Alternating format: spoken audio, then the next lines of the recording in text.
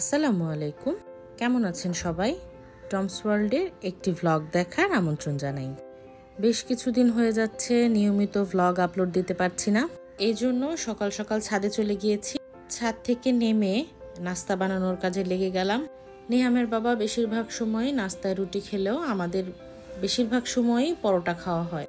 নিহাম এবং আমার দুইজনেরই চা পরোটা খুব পছন্দের, তো পরোটা বেলে নিচ্ছি, সেই সাথে চাটাও বানিয়ে নিয়েছি।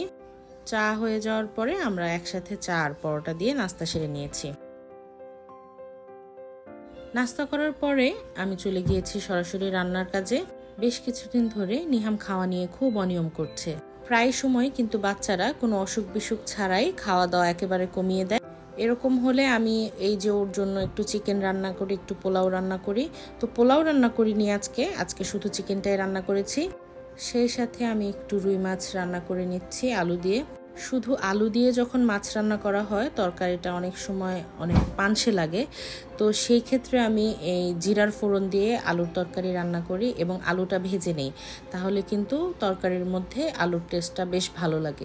প্রথমে আমি জিরা ফোড়ন দিয়ে নিয়েছিলাম, তারপরে সেই জিরা ফোড়নের মধ্যে আলুগুলো দিয়ে ভেজে নিয়েছি, তারপরে পেঁয়াজ এবং সব মশলা অ্যাড করেছি। গাছ থেকে পেয়ারাটা পড়ে গিয়েছিল তাই নিয়ে এসেছি।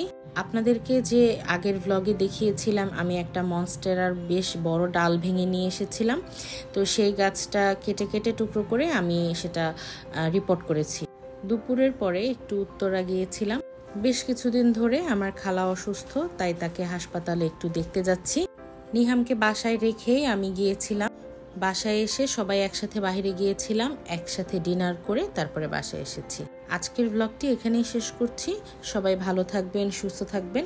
আল্লাহ হাফেজ।